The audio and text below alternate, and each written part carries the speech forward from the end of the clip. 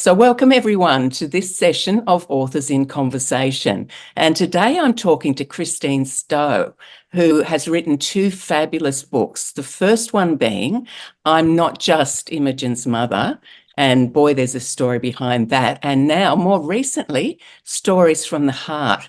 So you take it from here, Christine, because I'll be guided by you about how you want to unfold in terms of telling us about your author journey and your passion and the work that you do, which is very, very important work. So I was on a corporate trajectory and had got myself to be a national sales manager in a medical sales company. And so I was, manifested exactly what I wanted, the right, everything. I had the husband, literally white picket fence in a city house we were renovating, and I had my second daughter. I was all set to go back to work and found out there was something wrong with her. So she wasn't meeting her milestones. And I was shot like a slingshot. I felt into a world that I didn't belong in, of disability, and that was never going to be me, and she was going to grow out of it. And she's got Imogen's her name. She's 23 now, and she's got a muscle condition, so it makes her muscles stiff.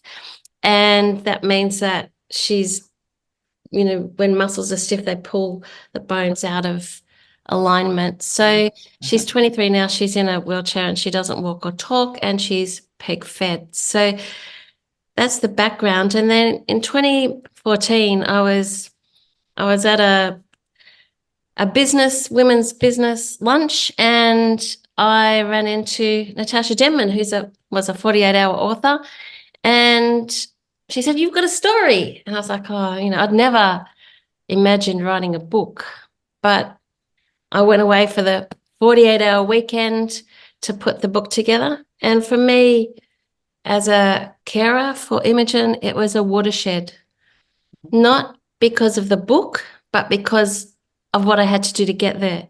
And I think that's true of most things that we do. Like, we have an endpoint, but the person that we become on the journey, on the way. Oh, I couldn't agree more. Yeah.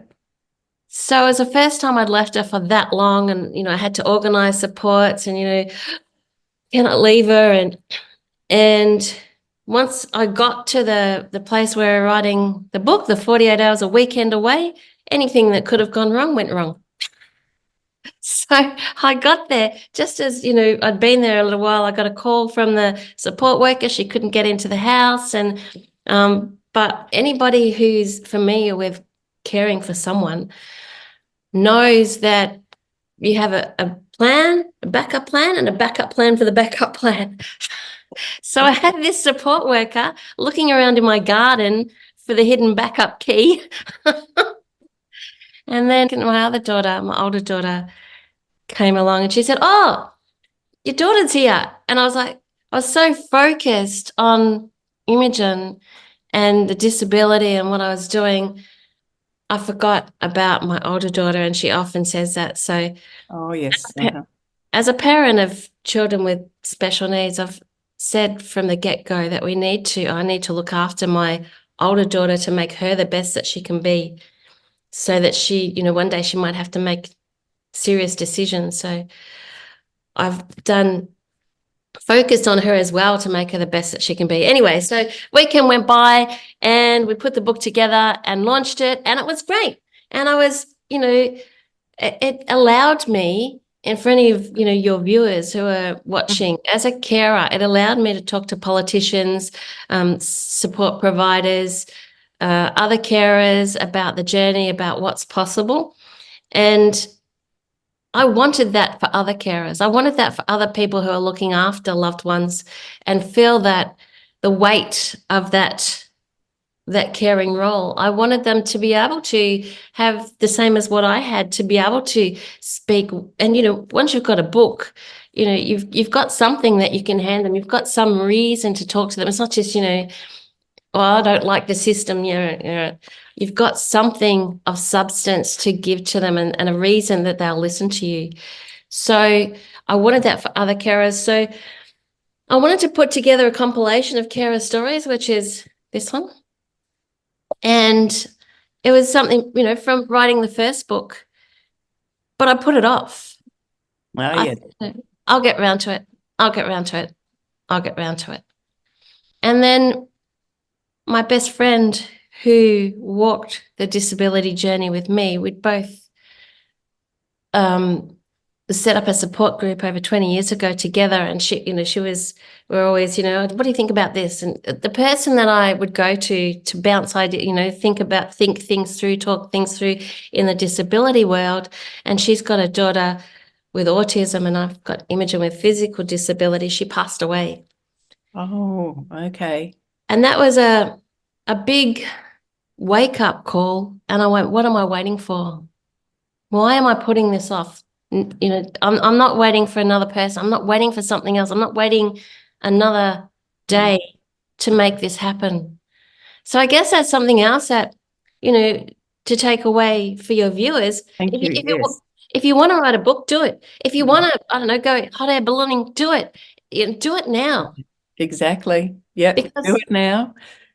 Share with your friends, whatever it is, do it now. Don't wait because, tomorrow might not be there. Mm. So it was a big kick in the backside. And then throughout the journey, my father was in and out of hospital. So that was another angle, I guess, or in the background, he was in and out. So got through the whole thing and produced Stories from the Heart, the Carer's Journey. And the reason we called it Stories from the Heart is because one of the authors said, I don't want a label. I don't want that label because it's heavy. Mm-hmm. Mm-hmm. And I agree with her. So that's why we called it Stories from the Heart. I wanted it to be a compilation of carer stories that show people what's possible, show others, if you're a carer caring for someone and you think that you can't make anything happen, or you think that you don't matter, or all of the people in all of the stories have something where one's a support coordinator, two others, three of them running their own businesses. So anything's possible. We launched the book in September and it was an amazing night. I was just so, in that moment, it was a great night. And when I think back about it, somebody said, oh, I sail. So I go sailing once a week. It's become my, my escape. Lovely. And one of the authors said, why don't you launch it at the sailing club? That's, what you love. And I went, yeah. So we launched it at sundown, and I didn't realize that I'd timed it that well, but just as the sun was going down, great pictures, great atmosphere. And, and I'd done all this planning, all this, I'd done a run sheet, and, that's something else that's what I help people do. Plan where you want to get to and, put the steps in place, because once you put the steps in place, it happens. And I didn't realize I had run sheets for everyone. I knew speeches. This is when you're going to speak. These are the times. And I had somebody to, I didn't have a bell. I had what I called a toe cutter if they went over time. You take no prisoners. I had a hedge trimmer that went, I love it. On the toe cutter. If you go over time, you're out. And, that was a bit of bit of fun. Exactly. But I had everything planned out. And then we went and everybody came and bought books, and I sold out of books. Oh, good problem to have, but how wonderful. What was I thinking? I'd done all this planning. Of course I was going to sell out of books. And how proud would all of those women who contributed a chapter have been? I bet they were just beaming and, it was and the healing involved as well. Healing. But it also gave them an opportunity to share their stories, but not just the authors, but the people in the audience. So there were people that came from the sailing club, and they went, we didn't realize it was like that. Or the others who were carers who said, yeah, that's, that rang a bell for me. Or, so there was a lot of sharing of stories and sharing of the journey and, coming together. It was such a great atmosphere. Oh, I have no doubt about that at all, Christine. And from your own point of view as well, where to from here? Yeah, so my first thing is to empower women to realise that anything's possible. So no matter the circumstances, I remember the day when the child and maternal health nurse said she's not meeting her milestones and I've got to refer you on to a doctor. And I remember going with another mum across the road and for a cuppa, and it was such a grey day. And I thought, I don't know what the future holds. Like I had my future mapped out. So I spun out into another direction, but it's given me a different purpose. So I want, and since then I've, stood in state, federal and local government election. I've been elected to local government, books that I've written. I've helped people get thousands of dollars. So that's what I want people to realize, women, especially if you think that everything is so bad, nothing's possible. It is possible if you put your mind to it. If you map out that journey, and if you write a book, I think, there's something in writing a book. Oh, yes. Oh, yes. I can attest to the fact of opening doors. That's for sure, in terms of really getting the message out there, the message that you've taken the trouble to write a book about. And the beauty of the writing the book process as well, it gets you to hone in on how to talk about what it is that you really want to say, and writing in a way that will resonate with others and getting more and more clarity all the way through. So I bet there are going to be some interesting journeys that the women who have contributed chapters go on, and it'll be really exciting to watch. The other thing that I would say is I've heard people say, oh, yeah, I want to write a book. Yeah, how do you do that? Oh, yeah, I can do that. But if it's the first time that you're ever doing it, I had somebody help me both times. I actually wrote a book about what took me over 5 years and $30,000 invested in various writing programs and such to get my first book out into the market, which was called Thrive in Midlife, and did similar things for me to what you were talking about earlier. And, my signature book, which is the third in, I've written 4 of my own and ghostwritten 13 to date. And it's Mindset for Authors, How to Avoid Perfectionism, Procrastination and Self-Doubt. That trio of things that can keep us essentially, whether it's about writing a book, whether it's about stepping on a stage, whether it's about reaching out to the media because you've got something important to say, all of those things matter, and it can be scary. But if we get the help we need, if we get rid of the itty bitty shitty committee that can lodge itself in the back of our brain, and if we just get on and put one foot in front of the other, and I'm going to reiterate what you've said beautifully several times, is anything is possible. Some of the things are incredible. I can't believe some of the things that came off the back of my first book in particular, because it changed me, is the point. And it's not the book, it's the journey. Oh, yes. It's the end point to getting there. But I think we've all got an itty bitty shitty committee. We do indeed. Yep. So don't think that you're the Special. one. You're special and being harassed in a way that other people aren't. It's just part of, I think it's because we are here to learn and grow for as long as we're, able to draw breath. And we do the learning and growing because things are difficult. It's not that they're difficult and that's why we shouldn't do them. I just want to say that it's not just about procrastination though. Like you can be gung-ho, you can be, going to write your book, but it makes a difference to have somebody who's done it before, because there's things that you don't know that come up, like the editing, like putting it together, like the pages. So if you think you can do it yourself, don't. It's really worthwhile to get somebody like Jane. There are just so many things that you don't know. So if you haven't done it, and when we're going through this carer's journey, some of the authors were first-time authors, and some had written before, and you could hear the questions coming up. So I'd jump on a call like this, Zoom call, and we'd work through the process. So the other thing is, if you are a prospective author, keep in touch with a publisher, keep in touch with what's going on, learn the process and the steps that you go through, because there are things that you don't know that's going on in the background, and it takes time, and it is a process. It's a good process. Yeah. The whole publishing side too, it's really important to get that right. And I'm just going to be blunt about it. There are some sharks out there who will charge you lots of money, and then you still find that your book really isn't of a professional standard.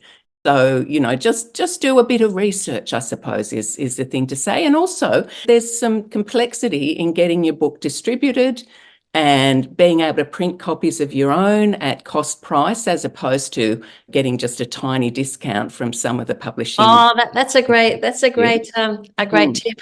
Find Mm. somebody where you can print on demand. Yes, yes, yes, yes, that's right. Not print 100. Well, that's right, because if you go, you're at speaking events, I dare say, and you will have copies of your book to either sell, or if there is a member of parliament that you want to connect with, you saying, oh, listen, I wonder if you might be interested in my story, and I'd love to have a cup of coffee with you one day. I tell you what, nothing gets you a cup of coffee with somebody who would otherwise, probably be too busy than giving them a copy of your book. And one of my authors, actually, famous story, he's a leadership coach, and he told me that the first year that he was sending his book to the CEOs that he wanted to pitch his services to in terms of running leadership coaching and leadership programs for them, he would send an email, then make phone calls. When he would send an email with a PDF of his book attached or an actual hard copy through to those CEOs before making that call, he made an extra $500,000 in Oh, in wow. consultancy fees in the first year of having that strategy up his sleeve. So it's that opportunity, and whether those CEOs. Can I just write that down again? Yeah. Well, indeed, though. One of my others, amazing lady who had 5 involuntary admissions to mental health wards here in Australia. She wrote her story and she sent it out to various people, and she is now one of the speakers that the Black Dog Institute uses. Wow. And that was through sending her book through to them and following up. The follow-up's important, of course, because we never stop. This is the beauty of what I do now. I was a public servant my whole working life up to the age of 52 when I was made redundant. And I then took you used the word trajectory, and boy, yeah, is it a trajectory? It feels really hard at times because you're learning everything, you're growing, but do you know what? Would you be able to pay me to go back to a 9-to-5 job? There isn't enough money in the world, because getting to talk to people like you, I mean, this is priceless to me, hearing your story, thinking about those women who are now published authors, thanks to you, and just generally knowing that it's our stories that connect us as human beings. And there is nothing that can replace human connection. And really, I'd love to actually share with my audience where they can connect with you, because there'll be for sure people who go, okay, this is the woman I need to talk to, and for one reason or other. So where's the best way to find you? So I hang out mostly on Facebook, so it's Christine A. Stow on Facebook. But I do have a website, christinestow.com.au. They can contact me there, and I can send you a link if they'd like to chat to me. If you've got authors that are in Melbourne that would like help with organising a book launch, I don't know if that's something that you do, but I'd love to help them. That would be fantastic. And have the success that I did with launching my book, because it was just sold out of books, but the feeling was just amazing. And so that's important, isn't it? Get your book going, do a book launch, here to help you. I think that's a great offer, though, because it doesn't just happen by accident that you have a great book launch. And it's often a shame when either people think, oh, no, I can't be bothered. Well, I try to talk them out of that, firstly, because you got to celebrate. This is a big win. You got to celebrate your wins. But also, if you do it in the way that you did, you've obviously got some tips to be sharing with people, A, to sell out their books, but B, to create a vibe. Like we created a vibe. I had poppers, and I had a big popper like for us at the front. There was a big champagne bottle, and everyone had poppers. Oh, that was great. Fantastic. Yes, terrific. Well, look, thank you. And I hope we get to perhaps meet one day in person, and stay connected, though, because I think you're fantastic.